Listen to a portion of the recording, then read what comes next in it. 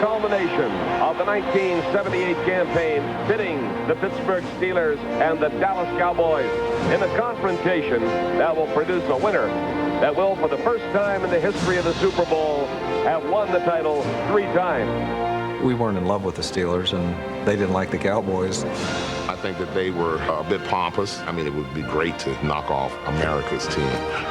Super Bowl 13. The scene is set for what could be the best Super Bowl game ever played. I would just tell myself, wow, this is going to be a great football game. Man, this is exciting. I mean, and you could feel the energy in the air. It was like, wow.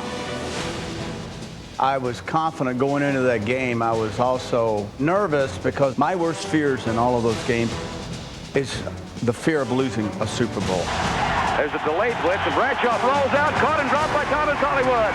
It's Hickman, Mike Hickman. The momentum of that day was going back and forth, but never stayed with one team enough to dominate. A touchdown for Pittsburgh.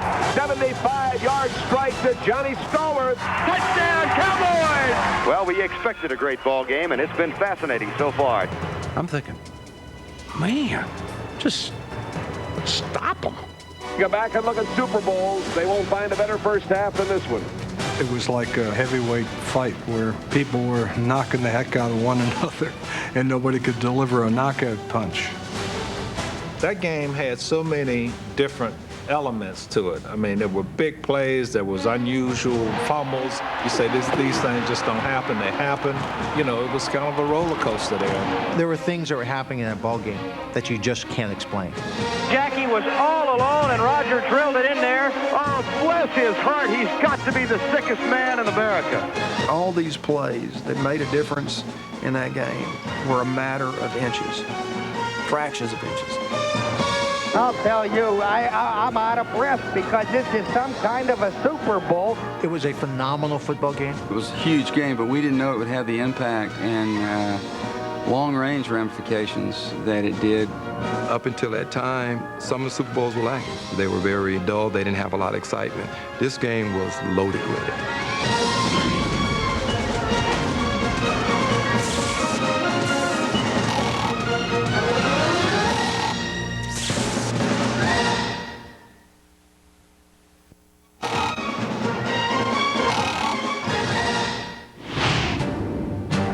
In the 1970s, 2 teams, the Dallas Cowboys and Pittsburgh Steelers, dominated the pro football landscape. Each team had already won a championship when the two met at the end of the 1975 season in Super Bowl X. The Steelers held off a late Cowboys rally to win their 2nd consecutive Super Bowl title. While the Steelers fell off the next 2 years, in 1977, the Cowboys once again reigned as champions in Super Bowl XII. Tom Landry's team entered the 1978 season as defending champions. And with quarterback Roger Staubach directing a high-tech offense, Dallas led the NFL in scoring. Equally imposing was their doomsday defense that featured twin safeties Charlie Waters and number 43 Cliff Harris, as well as a ferocious pass rush led by Randy White. Just as frightening that year was the familiar face of Jack Lambert and the Steel Curtain. In 1978, the Steelers gave up the fewest points in the NFL, and while the defense was as punishing as ever, the offense reached new heights that season. Receivers Lynn Swann and John Stallworth teamed with league MVP Terry Bradshaw to open up the passing game. The big play performers became larger-than-life characters with an unshakable belief in their own abilities. I grew up reading a lot of novels about underdogs and people coming from behind and people doing things that were unexpected of them. That's the way I always pictured the Pittsburgh Steelers. We were the guys in the white hats. I always think of us as the heroes, the underdogs that came up with the big plays and the big games to win and to save the day. Pittsburgh's heroes finished an NFL best 14-2, and their blue-collar fans reveled in a tough guy image that was in direct contrast to the more polished glitz and glamour of the Cowboys. The Cowboys developed an image of arrogance and superiority that went hand in hand with their on-the-field accomplishments. The result of that was, in Pittsburgh, they hated the Cowboys when it came time to play them. They wanted everyone to more or less kiss the ring and step back, you know, look at us, we're the greatest. And I just thought it was just a little bit over the top, like everybody else did. And so we kind of resented that, yes. Adding to the animosity was Cowboys' outspoken linebacker, Thomas Hollywood Henderson, who spent the week leading up to Super Bowl XIII bad-mouthing the Steelers. Most notably, he questioned the intelligence of Terry Bradshaw, saying he couldn't spell cat if he was spotted the C and the A. During the course of the interviews that week, no, I'm fine, let him do what he says. And, you know, you say the right things just to avoid stirring it up anymore. But inside, I was steaming. I mean, it really burnt me. And I just, I'll honestly say, I didn't use it as motivational, as motivation. I didn't say I'll show him. If anything, it scared me even more because it told me how supremely confident they were, and here I am, not exactly. You know, I'm realizing I've got to make, you know, 1 or 2 big plays to try to win this game. You're trying to get the upper hand. You want to make the guy mad. We were playing the Super Bowl. Nobody wanted to say anything. You know, I decided to step up to the mic and say something, and then back it up with performance. I watched him through the week. He was all bravado on Monday. By Thursday at those news conferences, you could see that it had become a monster that consumed him. He wasn't in control of it anymore. He had to win that game. He had to win that game. You had a great stage set for this game. Both teams, 2-time Super Bowl winners. You had everything. You had great players on each side. You had superstars, both offensively and defensively. This was a battle of champions. Dallas came in with a history and a reputation and a proven commodity. We felt like beating them again in this situation would put the Steelers up and maybe past the Dallas Cowboys in terms of football accomplishments. Coming up next. Touchdown, Pittsburgh! Johnny Stallworth caught it between 2 Dallas Cowboys, and the Steelers are on the board first.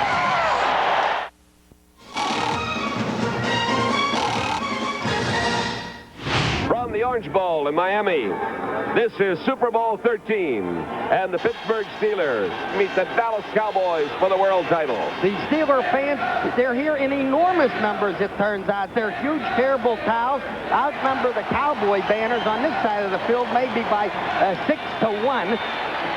Here come the cheerleaders out. These girls have to live in the Dallas-Fort Worth area.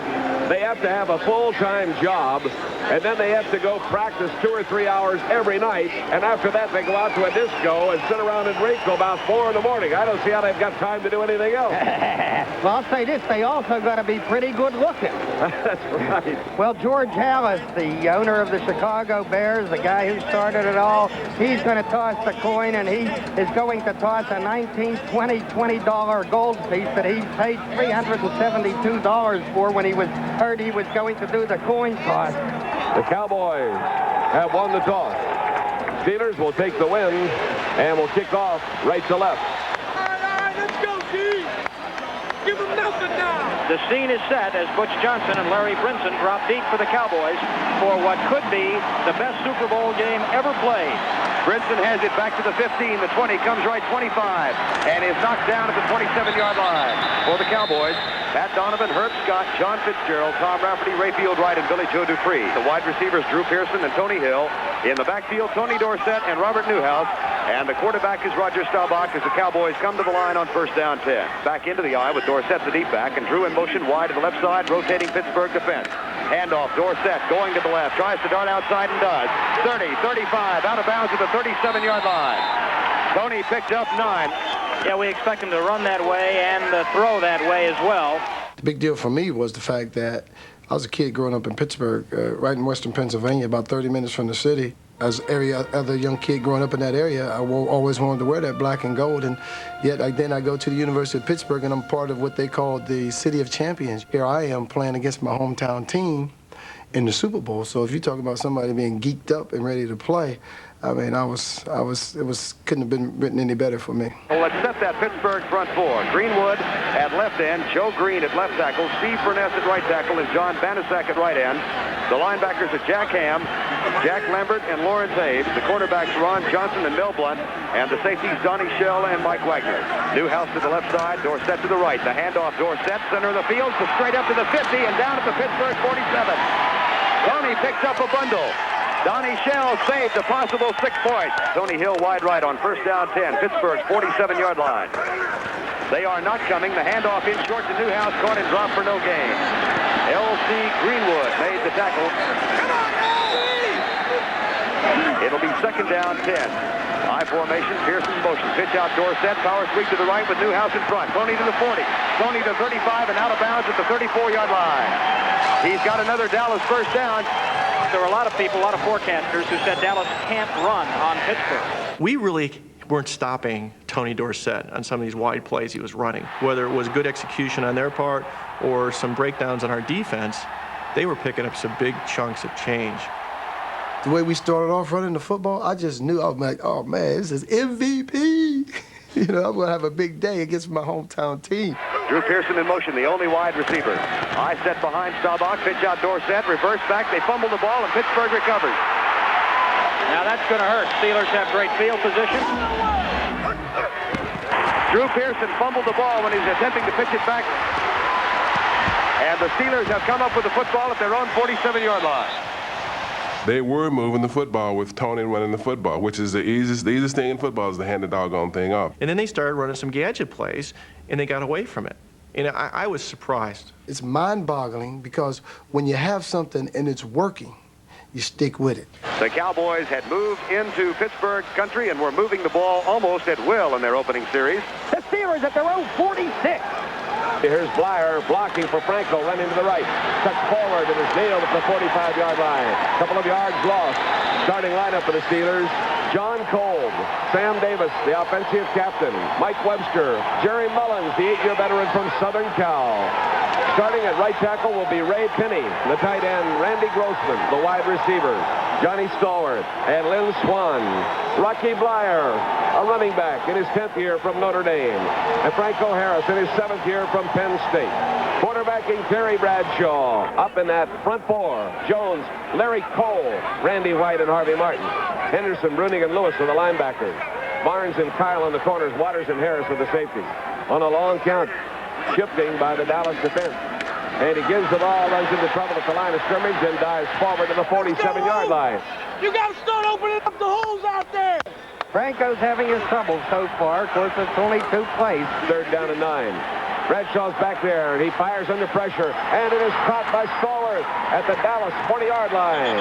And the play is blown dead as Stallworth made a great reaching catch. First down and 10 yards to go at the Dallas 40-yard line. Strong left formation, and Bradshaw is back. Rolling out to the left, throwing on the move, and is snared by Stallworth out of bounds. Incomplete. Second down 10. Hand off to Blyer. Trying to get outside behind a Franco block. He barely turns the corner at the 40. Out of bounds at the Dallas 38-yard line. All right, offense, let's go. Blow him out there. Get him up the middle. Third down and 8. Steelers have the wind behind them. Bradshaw is back. Bradshaw firing and is caught by Grossman at the 28-yard line. Randy Grossman made the catch. He says, okay, Bradshaw, throw me the ball. I'll take whatever kind of a hit that guy can put on me. He catches the ball. He takes the hit. He gets up, and it's a first down at the Dallas 28-yard line. Bradshaw calling the shots for the Pittsburgh Steelers here in Super Bowl 13. Bradshaw hesitates and then throws deep for Stallworth in the end zone. Touchdown, Pittsburgh! Johnny Stallworth caught it between 2 Dallas Cowboys. It was not a typical Bradshaw pass. It was a wobbly pass. It floated, and yet it floated just far enough that John Stallworth was able to beat 2 Dallas defenders to that ball.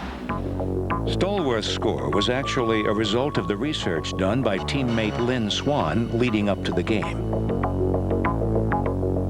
I grabbed a whole bunch of game film from the Cowboys to watch them in this particular situation. And it was a habit. The safeties would read a 3-step drop. thinking a three-step drop meant a quick pass. He saw that the corners for Dallas seemed to bite on what we call an eye cut, which is a 4-yard little angle to the inside. And Lynn suggested that we fake that and go deep. Bradshaw pumped, and Kyle did exactly what we expected him to do. He jumped on the eye cut, and I sort of faded to the outside, and Bradshaw lofted the pass, probably too high, and we were able to come up with the catch. We didn't practice it a whole lot. We didn't want people to see it. But it was, to me, 42-eye takeoff. If it's 43-eye takeoff, it's to John's side. Bradshaw gets in the huddle during the game. He looks at me, he looks at John. He smiles, and he calls it to John. And John scores a touchdown. It's okay. It's okay. Following the Steelers' score, Cowboys quarterback Roger Staubach was sacked twice during the next drive. Pittsburgh's offense also struggled as Terry Bradshaw threw an interception and fumbled on the Steelers' next two possessions, giving Dallas good field position near the end of the first quarter. Fumble. Cowboys have recovered. Harvey Martin has it. Might be the kind of a spark that will get the Cowboys going as we move toward the second quarter. Tony Hill wide right on first down 10. Roger Staubach with a long count. Inside give to Newhouse. Robert met up high across the 40 to the 39. 32 seconds to go in the first quarter of play. 7-0 Pittsburgh. Billy Joe Dupree is tight right on second down and 9. Drew Pearson starts in motion, play action. Roger back to throw. Furness chasing. He's going deep for Drew. One-on-one in the end zone. Incomplete.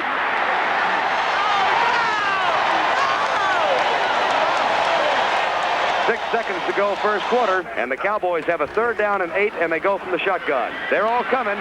Roger looks left, fires it out there, caught by Tony Hill at the 20, the 15, the 10, the 5. Touchdown, Cowboys! And Tony, who's going to be going to the Pro Bowl next week for moves like that, has put the Cowboys on the board. That is the first touchdown the Steelers have allowed in the first quarter all season. And the Cowboys got it on the last play of the first quarter.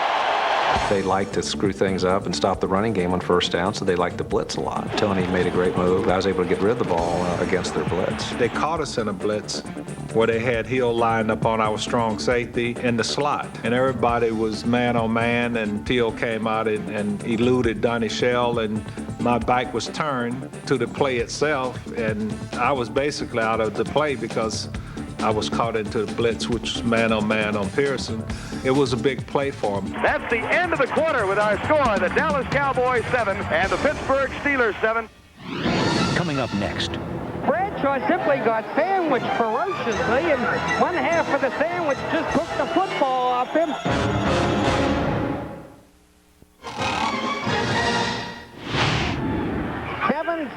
As we enter the second period of Super Bowl 13. Blyer in motion out of the backfield. Bradshaw is back, firing on the far side, and a diving try at the 37-yard line by Grossman. Just a great diving catch by Grossman at the 37-yard line, first down. Bradshaw to give to Franco. Stutter step, gets outside of the left. Pursued out there by Ed Jones, and finally forced out of bounds at the 44-yard line.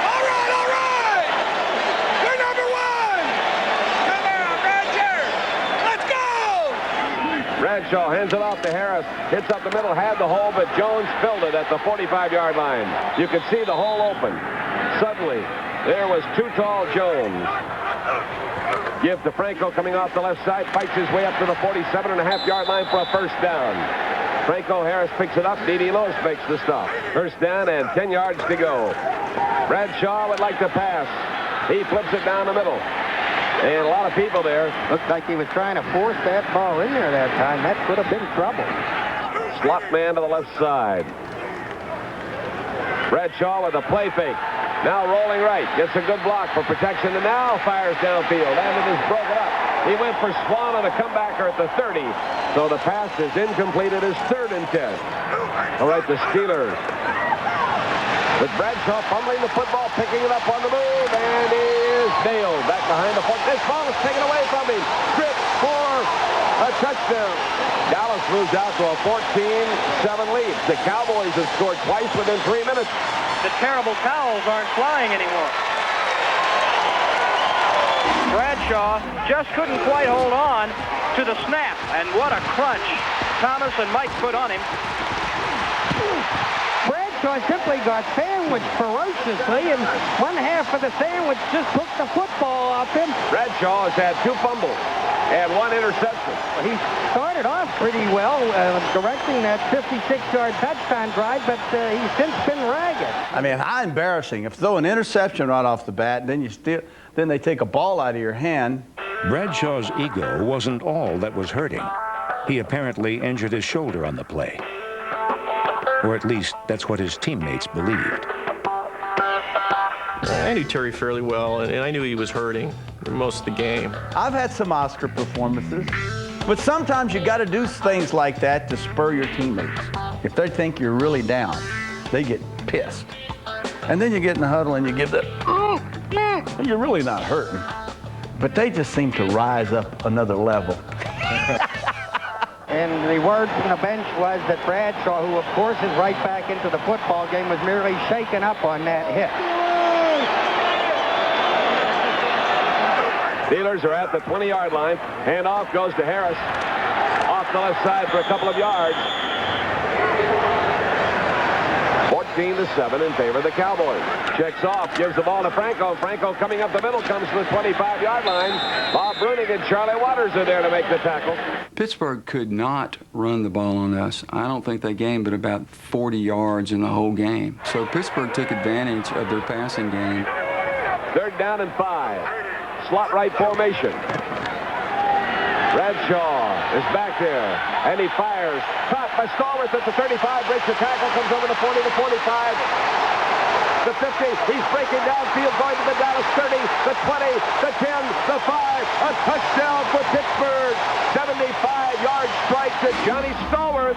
And you cannot tackle Stallworth lightly. You cannot tackle him sloppy, or he's going to be gone. And Aaron Cow did not put the kind of hit on him that was required to bring him down. Consequently, he was off and running, was Stallworth.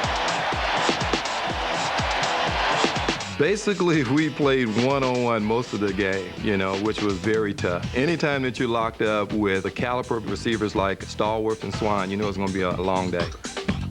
Their corners were not able to stop Swanee and I from catching the football. And if Bradshaw could throw and we could run and catch, then we could score. I sort of knew as I turned to catch the football where Kyle was. And so I moved to the inside and rocked back to the outside, leaving him on the inside. So I saw an opening between Lynn and the Cowboys that were trailing. It was wide open after that. Our coach always told us, when we were rookies, he told us, the difference between a 5-yard gain and touchdown might be a receiver's block downfield. So we're downfield blocking. John's running across the field. He's got the good legs. He's strong, and people can't judge his speed extremely well. And boom, next thing you know, he's in the end zone. What a ball game this one's turning out to be, huh? Well, we expected a great ball game, and it's been fascinating so far. This one certainly seemed to be a game that either team could win, and you had the sense that the big plays weren't done. Looking back on it, it was like a heavyweight fight where people were knocking the heck out of one another, and nobody could deliver a knockout punch. Coming up next. Bradshaw rolling to the right. Thereafter, he throws on the move into the end zone, and is caught for a touchdown to Rocky Bleier.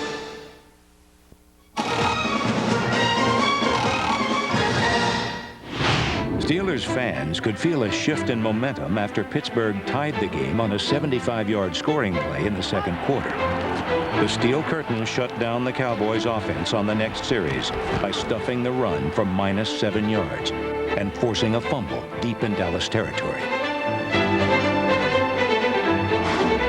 Joe Green finally broke through to nail Staubach and caused the fumble. Steve Furness had the opportunity, could not corral the football. Doggone it, Steve did have his mitts on that football, but he couldn't quite handle it, but that's all right. White will have to punt from his end zone. Steelers are going to have great field position. The Steelers couldn't capitalize on the favorable field position as a Cowboys sack forced them into a long field goal attempt.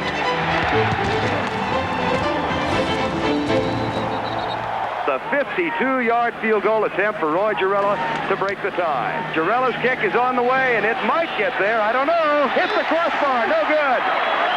Another foot, and it would have been 3. And the Cowboys take over at the 34. Jackie Smith in motion wide to the right side. Handoff goes to Dorsett. Power sweep to the right. Gets a block from Herb Scott. Spilled up at the 39-yard line. Excellent containment by the Pittsburgh defense that time. It's 2nd down 5 Cowboys. 4:15 to go first half. Handoff. Robert Newhouse comes left. Tries to get outside. Nothing there. Shoved out of bounds for a loss of 1. Yards are coming tough for Robert. He's carried 6 times for -1 yard now. Cowboys will go from the shotgun. Here's the snap for Staubach. Looks right, fires it out for Preston. Diving catch, first down up the 46-yard line. Nice play, old man. Yeah, you're going to say there's old man, River. First down 10, Cowboys. Drew Pearson starts in motion, a fake to Dorsett. Roger back to pass, goes across the middle, passes high, but Hill makes the catch. First down 10. Tear that ball loose and get after their ass. Dorsett in a wing to the left side. Roger may change. Fakes, flips a screen out for Dorsett. He's got it. Looks for a block, comes left to the 40. Down to the 35, and out of bounds at the 32-yard line. Tony doesn't realize he stepped out of bounds, and he sticks the ball in the face of one of the defensive backs, and a flag flies as the fight breaks out at the 25-yard line. Dead ball foul because Dorsett was out of bounds, so the play stands. He's out of bounds at the 26. We have not seen Pittsburgh intimidating Dallas thus far today. Not a bit. So perhaps, at the very least, Rafael Septien will get to try his first Super Bowl field goal. Roger Staubach, play action, back to throw, looks downfield, fires it deep, it's intercepted, picked off by Mel Blount at the 20. 25, comes left to the 30 and is knocked down at the 30-yard line. A flag is down, and the Cowboys may be flagged for a late hit. My reaction was, Roger, why did you throw the ball there? Because if you look at it, I think there's 5 or 6 black shirts within 10 yards. Actually, we scored in the 75 Super Bowl the first touchdown off the same play. On the Cowboys' first touchdown in Super Bowl X, Mel Blount stayed with receiver Golden Richards, leaving Drew Pearson alone over the middle.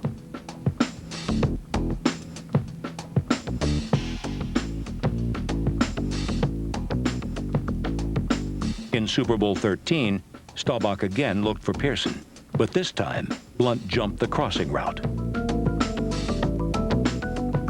When I can't drop back, the defense was exactly what I thought it was, and I threw the ball over the middle. According to what they had been seeing on film, that play should have worked. But I was reading the offense, and I saw what happened. I just kind of was acting like I was going deep, and Staubach never really saw me, and I broke on that. It was a big play. It is first down 10 at the 44. Quick pitch to Franco. He breaks the tackle at the 40. And down he goes, flag. Holding call against the Steelers. The ball is back now at the Steelers 34. First and 20. Blyer in a close slot position on the right side. A quick flip out to Swanee for him. A screen is up over the 35 to 40. Leaps over the 45. Breaks the tackle over the 50. The 45 still running to the Dallas 40. And down at the Dallas 37.5-yard line. Super great running as Charlie Waters kneels down there and says, "What whip I be made?" It looked like a big cow from Texas going by. The Steelers now at the Cowboys 38-yard line. I'll swear, Myron, he went 29 yards. Now you're going to get these Texas folks mad. They're sitting right in front and turning around and getting mad. Steelers ready to go. Bradshaw backs up. And he fires again, and there's the leaping catch down at the 16-yard line by Lynn Swann. What a marvelous athlete. I loved it when Dick Enberg referred to him during the playoff games on NBC as the Mikhail Baryshnikov of NFL receivers. Boy, he is just that. Ballet-like moves in the air and on the ground, and that was all Lynn Swann. We felt like, okay, the Pittsburgh Steelers offensive machine is hot. It's running. We're ready to go. Clock turns down to 48. Slot right formation. Scarlett in the slot. Bradshaw back, throwing quickly, drilling the ball to Franco, and he can't hold it. Incomplete. The 16-yard line with 40 seconds remaining to play in the second period. The handoff to Harris, galloping over the north side of the line down to the 10. They spin his pins out from under him at the 7.5-yard line. I'll tell you, he burst over that left side and then sort of pirouetted over Kyle, the right cornerback. He appears to have enough steam up to make it all the way, but third down and 1 yard to go. Stallworth goes in short motion. Bradshaw rolling to the right. Thereafter, he throws on the move into the end zone and is caught for a touchdown to Rocky Blyer. Would you have expected Rocky Bleier to turn into Nijinsky? Here's Nijinsky. Well, then Nijinsky was a great ballet dancer. For it to be a touchdown, he had to make a great catch. And Rocky, let's be honest with you, you know, he's no Swanee. He can't control and spin, but by God, he made that catch. It comes floating in. And it was over my head. And all I could think about is just jumping as high as I can. But when it hit my hands, I knew. That whole play took probably about 8 seconds. Rocky has turned that into about 35 minutes of dialogue, a monologue in his speeches of how he did, how high he jumped, but a great play. If you throw this pass to Rocky Bleier 10 times, he's going to catch it once, okay, and it happened to be in the Super Bowl. I never knew Rocky could jump that high. That was the kind of play that helps you win a tight Super Bowl. Something that they figure you don't normally do, but in this game, you have an opportunity, and somebody steps up and makes the play. Great moments happen in great games, or they become great moments when they happen in great games. We have seen some wild and woolly first half. The Steelers leading the Dallas Cowboys 21-14. When we go back and look at Super Bowls over the years, they won't find a better first half than this one. I would just tell myself, wow, this is exciting. I mean, and you could feel the energy in the air. It was like, wow, what's going to happen next? Coming up. Roger back to throw, has a man open in the end zone, caught, touchdown, dropped in the end zone. Jackie Smith all by himself.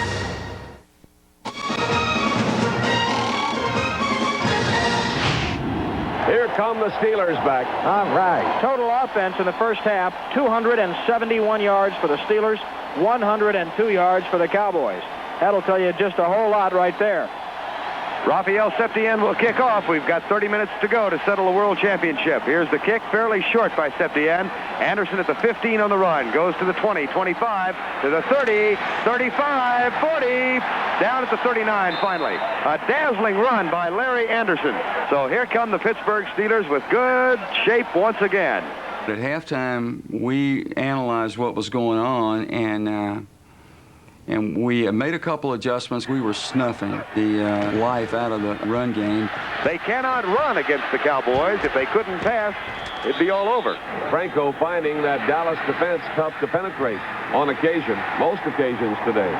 We were able to start controlling what they were doing. We started to play a few more zones on them, and it kind of controlled them for that third quarter. Equally important was the loss of John Stallworth. Unable to shake off severe leg cramps, Stallworth didn't play it down in the second half, an absence which hamstrung Terry Bradshaw in the passing game. I mean, Stallworth's out of the game. I'm down to Lynn, and that's why in the second half we couldn't do anything. My guys were hurt. Bradshaw's back deep. He fires, and is it cut? Swallowing with a man on him on a comebacker, incomplete. Well, in this third period, the Steelers have not shown anything in the two possessions that they've had the football. It's been, compared to the first half, a lackluster third period. Steelers don't have a first down in the third quarter. They're 0 for 2 on their two possessions. Craig Colquitt is back at the 5, and the Cowboys have everybody up. Let's see if they're coming. No, they're not. The return is on. Here's Colquitt's kick, fairly short. Johnson has it at the 46, the 50, the 45. He's down at the Pittsburgh 42-yard line. When this is all over, I have a feeling we will look back at this current series and describe it as critical. Well, that's just a biggie. This right here is a biggie. The Cowboys get the ball, and they trail by 7 in the third quarter, 7:31 to go. Staubach might be throwing on first down. Blitz look, everybody coming. A pitch back to Staubach from Dorsett. Going deep for Tony Hill, man-for-man coverage in the end zone, incomplete. Nobody was fooled. Second down 10, Cowboys at the 42. I formation. Roger has it. Pitch out. Dorsett goes right. Darts to the outside to the 40. Cuts down at the 38. It'll be third down and about 7. Butch Johnson and Drew Pearson go left side. Robert Steele comes wide right. Shotgun formation. Preston Pearson also in the ball game. Blitz look. Here's the snap. 4-man rush. Roger back. Looks deep. Drills it. It's caught for the first down at the 30-yard line. Preston Pearson has the catch, his second of the game. Lambert with the tackle. Smith in motion, wide left where Drew Pearson is. The handoff, Dorsett, power sweep to the right, cuts back inside the 30 and is spilled at the 28-yard line. Second down, 9 with 5:18 to go, and the Cowboys on the Pittsburgh 29-yard line. Roger Staubach under John Fitzgerald, hands it off to Laidlaw on the delay. Scott comes left, drives down to the 22. It'll be third down and about 2 for the first down as Lambert makes the tackle. And now the Cowboys with a big, big third down. Deja vu. They tried this earlier with Jackie Smith, Andy Frederick, and Billy Joe Dupree as tight ends on a third down, 2 and lost a yard. Let's see what they can do now at the Steeler 22-yard line. Split backs behind Staubach. Dorsett to the left. Tony gets the handoff. Power sweep right. Caught behind the line. Cuts for the 20. Skirts down to the 18-yard line. First down, Cowboys. If you're a Cowboy fan, get up and give a standing ovation to Tom Rafferty and Billy Joe Dupree and Rayfield Wright and Jackie Smith, because those were the guys throwing the blocks on the right side. And as they did to begin the game, the Cowboys are now moving the ball on the ground. Ball officially at the 17-yard line. Tony Hill breaks and goes left. Roger Staubach, long count. Finally has it, drops back to throw. Looks across the middle, rolls out. Fires it for Dupree, incomplete. It'll be 2nd and 10. But you just can't get down to the 17 on first down and not score. That's right. You just must get in there. Wide split behind Roger Staubach. The safety blitz is on. Roger hands it off to Tony Dorsett. Breaks to the left to the 10, and he's got it at the 9-yard line. It'll be third down and 1. But a good call by the Cowboys and a good dash by Tony. Big down! Big down! Come on, boys! Some confusion with the play selection, and the Cowboys have used one of their 3 timeouts. The play was really set for the goal line, and it was called on the 11-yard line and by mistake. And we didn't have the 3 tight ends in the game. The clock's running, and it's third down. And so I called timeout, went off the side, and said, hey, Coach, this is a goal line play. And he said, oh, yeah, that's right, but we'll run it like a short yardage play. When we called the play, Jackie now is running to the back of the end zone, which is 21 yards or 22 versus 11. Well, what do you call? A first down. How about a run-pass option to the right side? Using the 3 tight ends that you've got and perhaps looking for Jackie Smith. Dorsett now goes in motion, wide across the backfield to the right side. Roger back to throw, has a man open in the end zone. Caught! Touchdown drop! Dropped in the end zone. Jackie Smith all by himself. Oh, bless his heart. He's got to be the sickest man in America. Play-action pass was executed perfectly. The linebackers were completely sold that it was a run. And whoever was responsible for Jackie took the bait and was completely committed to the run. Jackie's wide open in the end zone. Whoever was supposed to cover him on that play was not within a block of him. It hit him right in the midsection. He bounced out. Well, I was really quite open, more than anybody expected, I think. I still don't think we knew how to cover that. If they would have run that 5 times in a row in the end zone, still don't think anybody knew who was supposed to cover Jackie Smith because of how that play developed with the shifting and what they did with personnel. I mean, we just kind of stood around. I saw Jackie wide open, and I kind of pulled the string because I couldn't just drill it to him because he was running too deep. And I tried to stop to get back, and I just couldn't get back far enough. I had a problem with my left arm, and I still do, to be able to get it back that far. It really wasn't a very good pass. It was low, and it surprised him, and he wasn't ready for it. I don't think it was Rogers' fault about it. I think the ball was well thrown. And Jackie, of course, drops it. And the groans could be heard from Dallas out on the field. We felt it. That we knew there was, touchdowns just don't come very easily in the Super Bowls. And the agony in Vern's voice. Bless his heart. Yeah. Oh, I don't even want to talk about it. I feel so sorry for him. Was so real and so universally shared. Jackie wanted that, and we all wanted it for Jackie. Oh, the torment must be just unimaginable. It wasn't that, oh, wow, we dropped a pass, or, well, I mean, you just felt bad for your teammate at that time.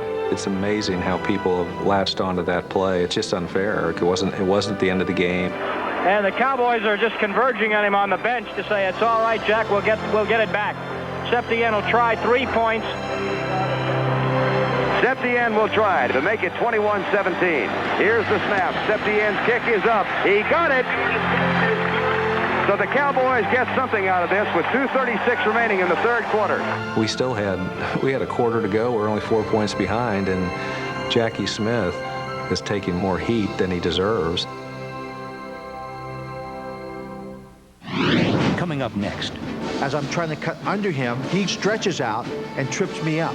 The flag is thrown. And the flags go I down. mean, is there a worse call in football than that call? It's 21-17, and the sense of have you been here before sets in. That was the final score of Super Bowl X. The third quarter, you would have to say, was dominated by the Cowboys because the Steelers did absolutely zilch on offense. But as we all know, the third quarter's okay, but it's the fourth quarter that counts. We come to a vital point in this ball game where the Steelers need desperately to move with the football. 12:09 remaining in the ball game. Terry Bradshaw at his own 14-yard line. Bradshaw, quick pitch to Franco. Wading into the right side of the line and coming inside tackle over the 15 and up to the 16-yard line. Franco has 39 yards now on 18 carries.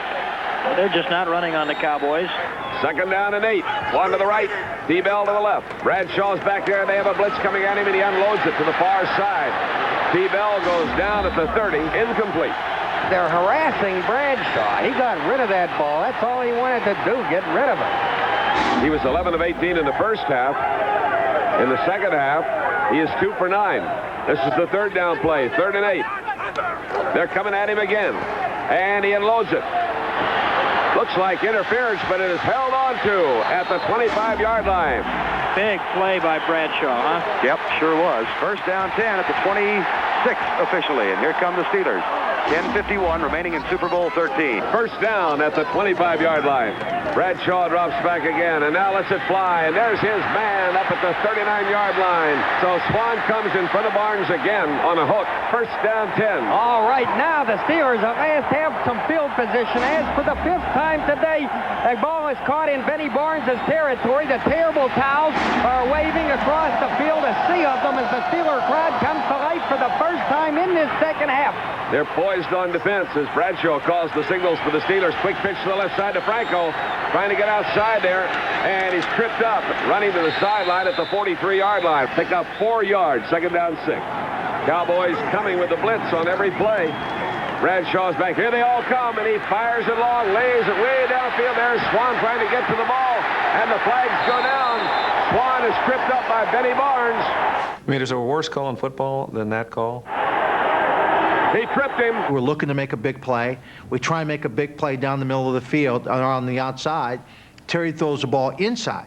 So I'm trying to slow down, cut under Benny Barnes to get to the ball. As I'm trying to cut under him, he goes out and stretches out and trips me up.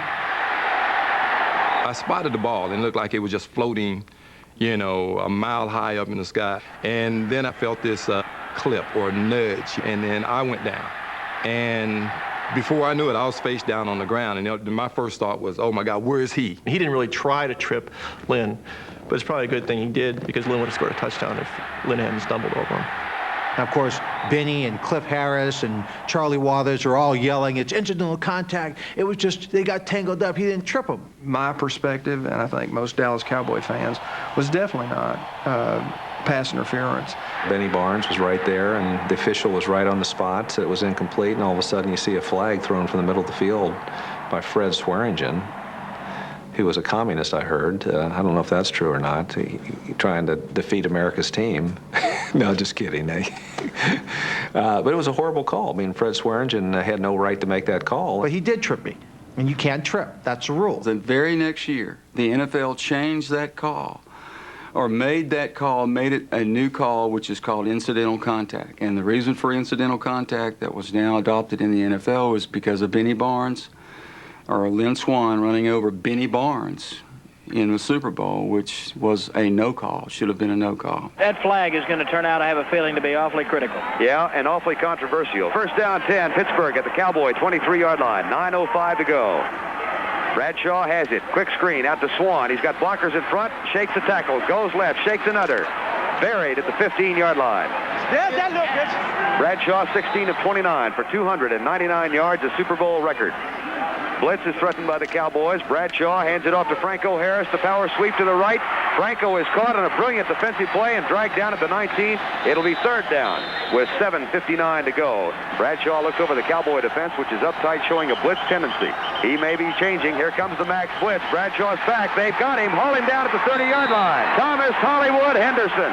And now, delay of game against Pittsburgh, and they're not going to let the play stand. Oh, they're going to mark off 5 yards and give Pittsburgh another shot. How big was that? The call was huge, but bigger still was the emotional benefit of a confrontation after the whistle.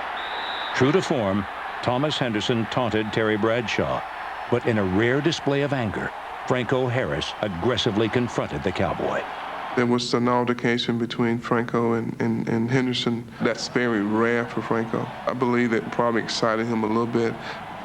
All the pregame hype about, what he was saying about Terry and then this particular situation, I'm saying to myself, this is uncalled for. I mean, he's trying to intimidate one of my teammates. So really, like I walked up to him and got in his face. I mean, we don't take this lightly, okay? And I just want to let him know that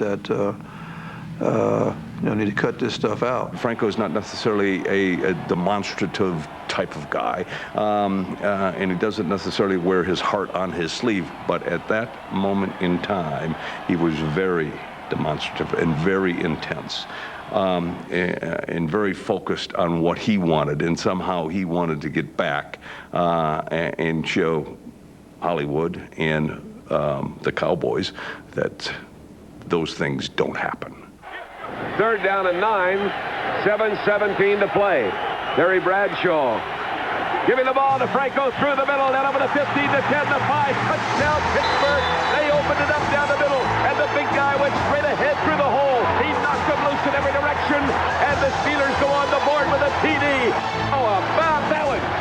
It's third and long, and Cliff and I had an interesting play set up, defensive play that would have had Terry been able to read what we thought he was going to read.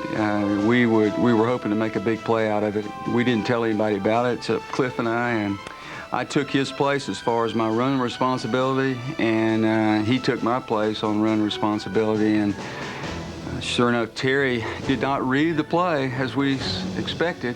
As I went to make the tackle to fill the hole, I had a bead on Franco, and I was getting ready to make the tackle, and the official just backs into me, and then the lineman wiped me out at that time. Classic Steeler play. People know that we come off the bus trapping, and I love the trap, and it's a quick read and go, and just everything lined up right at that time, and as they said, even the ref lined up right at that time. So sometimes you do need some luck, and timing is everything, and Brad he made the right choice and called on the right person at the right time. Terry did not read the play as we expected, because I asked him the next day. He says, "Oh, I thought y'all were blitzing." So I audibled to a quick trap, and we weren't blitzing. What they say today is that dumbass Bradshaw didn't know what we were doing, and so he did the wrong thing. The worst part about it for them was the next day when they read in the paper that Terry said, I saw Cliff bail out, and so I audibled to the run because I knew it was a blitz. And they looked at each other when they saw that in the paper, and they said, a blitz? It was never a blitz. It's a terrible call against a blitz, and it wasn't a blitz. And they're still livid about that to this day.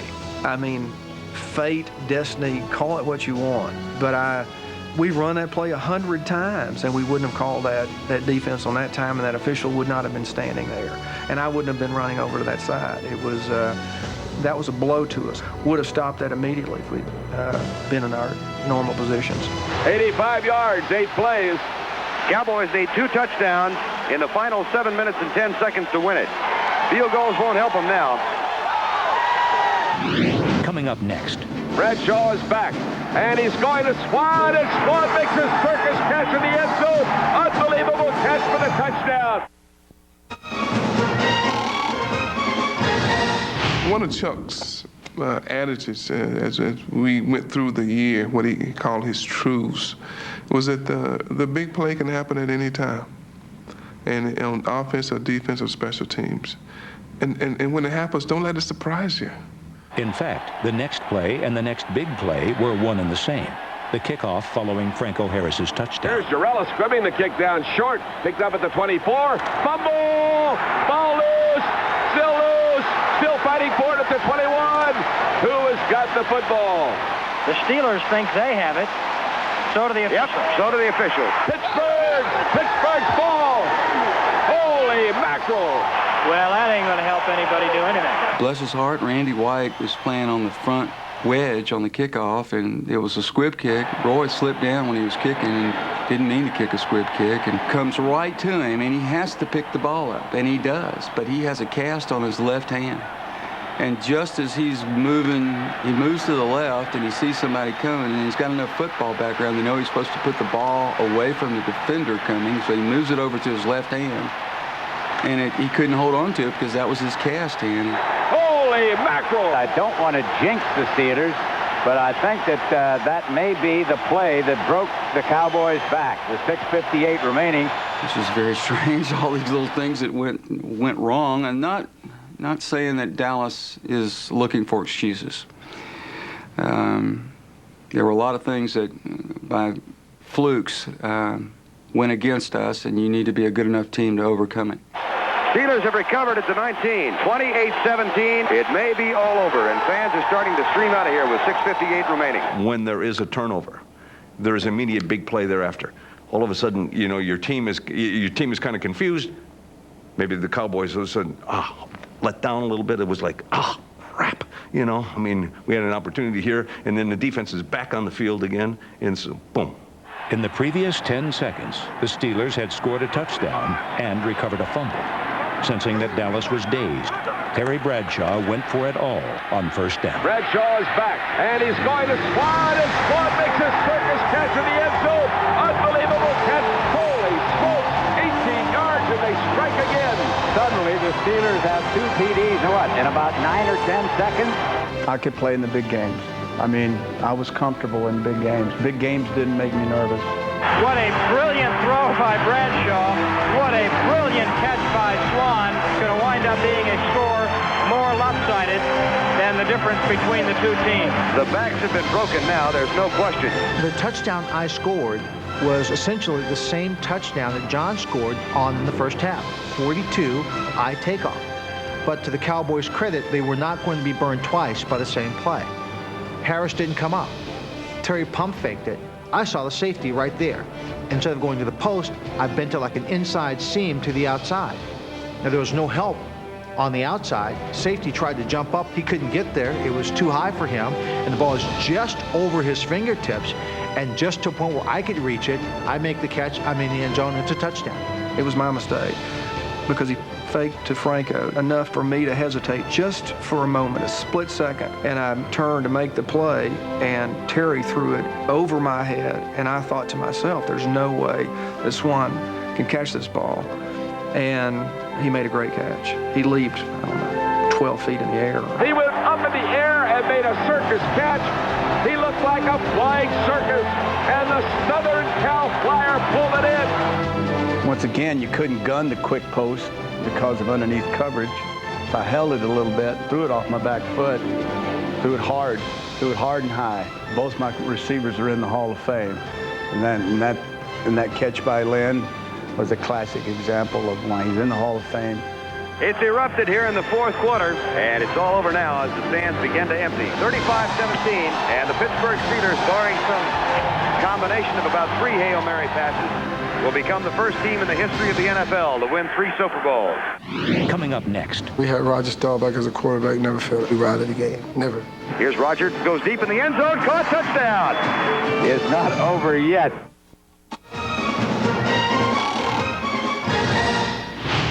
Pittsburgh has been here 3 times and apparently will win 3 times. The Cowboys have been 5 times and have won twice. It was 21-17 and the Cowboys were dominating, and all of a sudden you look up at the scoreboard and you're down by 18. 35-17, 6:05 remaining. High formation for the Cowboys, and Staubach is back to throw. Roger flips it out for Dorsett.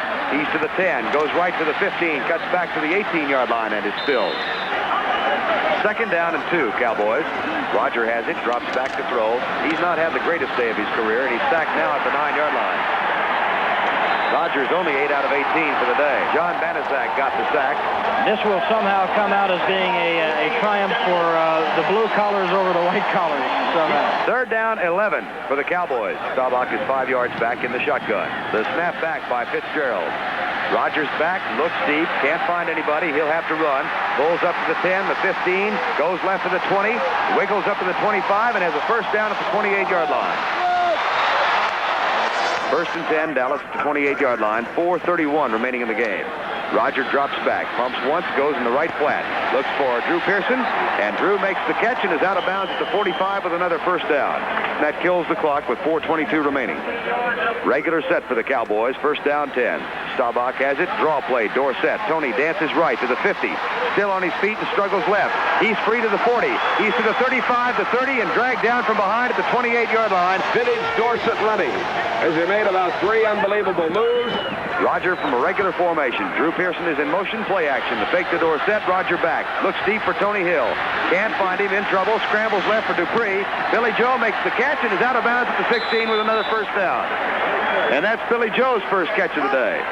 3:21 remaining, and the Cowboys have a first down. Here's Roger dancing back, a 3-man rush. Roger looks, can't find anybody, rolls right, pulls back to the 28, now drills the ball, and it is caught at the 10-yard line by Drew Pearson. And the Cowboys will hurry now with 2:58 remaining, and they have a second down and 2. Roger drops back, fires it out of the flat for Billy Joe Dupree to the 5, and in for the touchdown. Dupree has scored, and it's 35-23 with the extra point to come. Now, we know it's going to be an onside kick. We know exactly what's going to happen. Well, we're going to get an onside kick, and we're going to be done playing right now. Well, you remember how the last one wound up back in 1975. And now here comes the onside kick. It comes to the left side, and the Steelers drop it, and the Cowboys recover. Dallas has the football at the 49-yard line. Onside kick. We don't get the ball. Dennis Thurman picked it up, and the Cowboys may still be alive. All of a sudden, you're thinking, it's the Cowboys. It's the kids coming back. They're going to make this a great ball game. You know, it's going to have this a surprise ending. One guy on Dallas's team that, in my mind, is always a wild card, and that's Staubach. I never felt out of the game. That's when we had Roger Staubach as a quarterback. Never felt we were out of the game. Never. They reacted to him in a way that I think defines what the leadership of the quarterback position is supposed to be. He made them better than they were by the force of his personality as much as what he did with his arm and his leg. Second and 10 at the 48. Here's the snap to Staubach. Rolls back, fires it out in the right flat. It's caught by Drew Pearson. First down, spins out of the tackle. He is to the Pittsburgh 32-yard line. And the Cowboys have a first down at the Steelers 30-yard line, and here is the 2-minute warning. So Staubach shows his uncanny ability to move a club against the clock. Staubach dances back, a 4-man rush. Roger looks deep. He can't find anybody and is caught, now struggles to his feet, finally down at the 38-yard line. It'll be 4th and 18 with 52 seconds to go in the ball game. This time they go from the shotgun on 4th and 18. Pitts snaps it back. Here comes the rush. Roger looks deep across the middle for Drew, and Drew makes the catch with a first down at the 13-yard line. Boy, give credit to these guys on offense. They're just wailing away and refusing to give up. They convert a 4th down, 18. 4th and 18. Well, that was what Roger could do. It was very frustrating. We kept firing away, and our guys were, I mean, they were open, and I was able to, we made some very good plays. 32 seconds remaining. Roger has it. Blitz is on. Staubach's back. Up in the pocket. Out of the tackle. Fires the ball to the 10. Dorsett has it. Goes to the 5. And tries to get out of bounds and does at the 4-yard line. I'm thinking, man, just stop them. Roger under Fitzgerald once again. Has the snap, drops back 2 steps, bumps once, goes deep in the end zone, caught, touchdown. Butch Johnson makes the touchdown catch. It's 35-31 Pittsburgh with 22 seconds remaining and the onside kick coming up. This is not over yet with 22 seconds. Unless the Cowboys can recover the onside kick, it's all over because they do not have enough timeouts left to kill the clock enough times to give them another shot at the ball. But wouldn't it be something if they could get the onside kick? Another onside kick, and I'm in the middle. And I'll tell you in all honesty, My thought is this: don't kick it to me. Don't kick it to me. They went to the left side last time. We'll see what Septien has in mind this time around. Now the mission here is to get the ball. Here they come again. Now they kick it straight forward, and it is recovered by Rocky Blyer. Oh, dependable Rocky Blyer. What a ball game. What a windup. It's all over, and the Steelers have won one of the best games ever played in this title match. Here is Terry taking the snap, falling down on the turf, and the Cowboys are out of timeout. The 1978 season is over. Super Bowl 13, captured by the Pittsburgh Steelers, the first team in the history of the NFL to win it 3 times. They've just announced that Bradshaw has been named the most valuable player in this game. The goal was to win this one and to become the team of the 70s for a man they admired, Chuck Noll. And a great game for the sellout crowd here at the Orange Bowl. That's the end of Super Bowl 13. The final score: the Steelers 35, the Cowboys 31. Coming up next. The game has haunted us. It had a huge impact on how people perceived the Cowboys through the 70s, and that's unfair.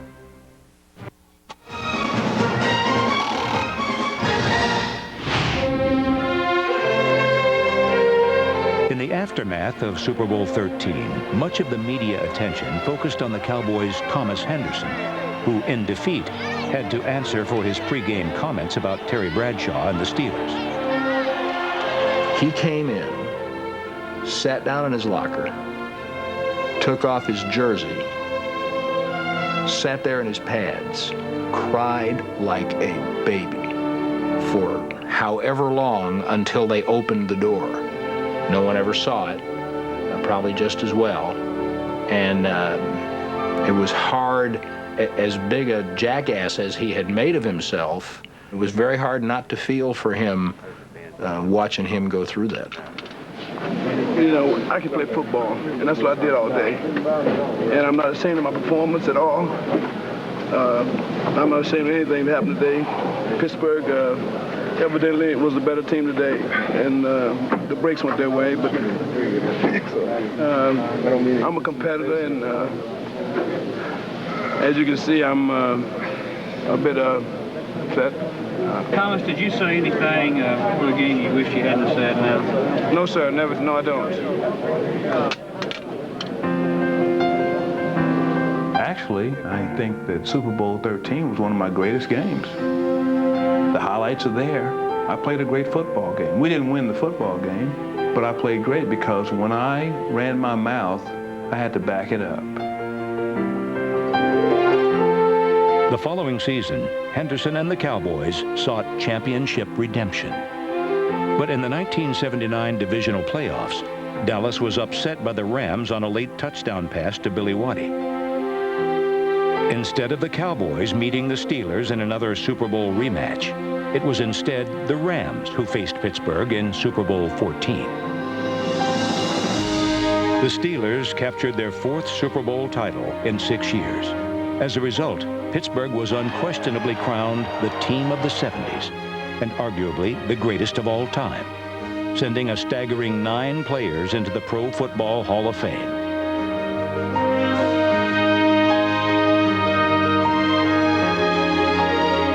By comparison, only 3 starters from the 1978 Cowboys are enshrined in Canton. I think that there are players today that should be in the Hall of Fame that aren't in the Hall of Fame because of that loss of that one game. Had we won, I think you would have seen more Cowboys today in the Hall of Fame. I feel bad about not contributing more to win that game for that reason alone, because I was one of the lucky ones to get in the Hall of Fame, and I feel bad that more of our teammates have not got in the Hall of Fame, and I do feel that game probably had somewhat of an impact on those decisions. Had the Cowboys won Super Bowl 13, they and the Steelers would have each earned 3 championships in the decade. And a good argument could be made that Dallas would be remembered as the team of the 70s. The game has haunted us. It had a huge impact on how people perceived the Cowboys through the 70s, and that's unfair. NFL pundits and those who study this game look back and say this game determined who's the best team of the 70s, and I just don't buy into that. We've been to 5 Super Bowls in 8 years and played in 21 playoff games, and they only played in 18 during that decade. I don't think the Cowboys suffered unfairly because we beat them twice. I don't think they suffered enough. I think they had egos, a lot of bravado, good football team, but the best want to play against the best. And, you know, if that is the case, the Cowboys played against the Steelers, we won, we were the best. End of discussion. No Cowboys legacy was more affected than Jackie Smith's. After 15 stellar seasons with the St. Louis Cardinals, Smith was the all-time leading receiver at tight end. Yet many remember him best as a Cowboy in 1978 and his dropped touchdown pass in Super Bowl XIII. It is a play Smith has come to terms with, even when others won't let him forget. You know, you got to keep it in perspective. So I just never did place a tremendous amount of importance as far as the way it affected me. And the only thing that affected me was when someone wanted to ask about it, or when they talked about it as being some, you know, big deal of some type. But I don't think if I would have caught a touchdown pass that there would have been a lot made out of that. His Dallas teammates certainly remember Smith for more than one play. The reason why our team was there was because of Jackie Smith. 10 games into the year, our team was 5-5, and Jackie Smith was sick of what we were doing. He called us together and had a team meeting. He called us together and said, "You guys are blowing it. You're practicing like you think you're good. Instead of, you know, the reason why you are good is because how you practice."